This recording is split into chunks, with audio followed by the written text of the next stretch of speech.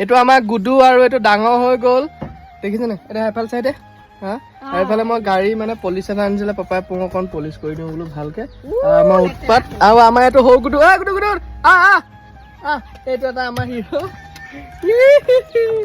এই দুটালে দেখিছে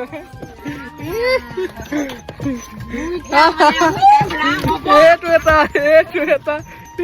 বহিলে এই চিটত